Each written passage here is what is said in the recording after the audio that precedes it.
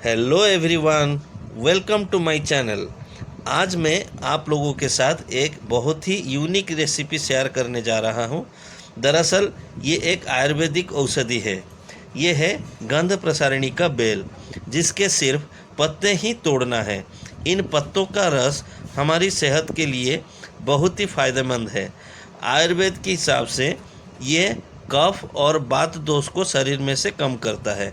इसके बारे में मैंने विस्तार से बताया है, जो कि आप मेरे डिस्क्रिप्शन बॉक्स में देख सकते हैं। पहले पत्तों को तोड़ के एक जगह इकट्ठा कर लीजिए। उसके बाद उसको अच्छे से पानी में धो लीजिए, ताकि उसके ऊपर से जो भी गंध या कचरा हो वो सब निकल जाए।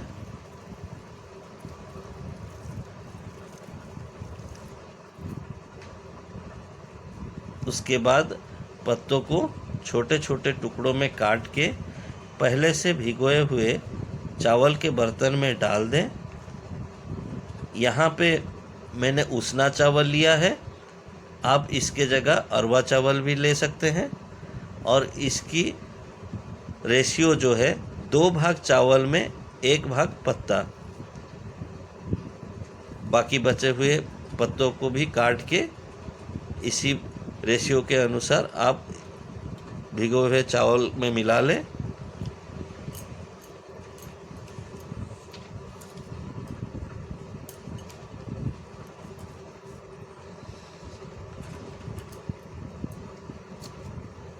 ये चावल और भिगोए हुए पत्ते दोनों को मिला के एक मिक्सर जार में डाल दीजिए।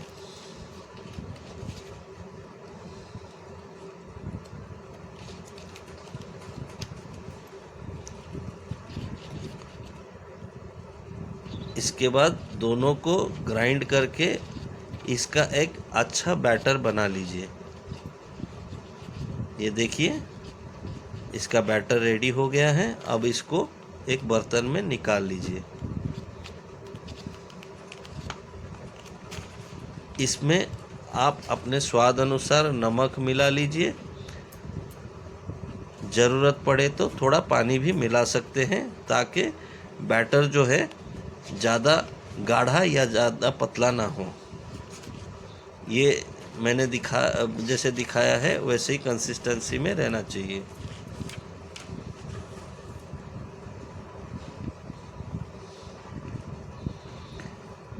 इसके बाद गैस ऑन करके उसके ऊपर तवा रख लीजिए। तवा गर्म होने के बाद ये बैटर को डाल के उसको फैला लीजिए, जैसे हम मोटा चीला बनाते हैं।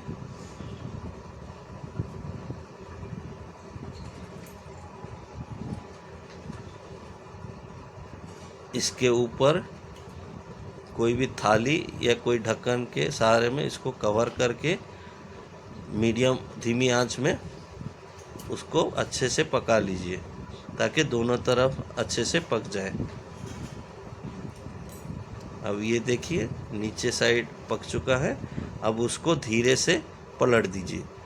पलट के दूसरे साइड को भी अच्छे से पका दीजिए। चीला पकने के बाद इसके दोनों साइड में अब घी लगा लीजिए, जिससे इसका स्वाद और भी अच्छा लगता है। अगर आपको घी पसंद नहीं है तो आप इसको स्किप कर सकते हैं।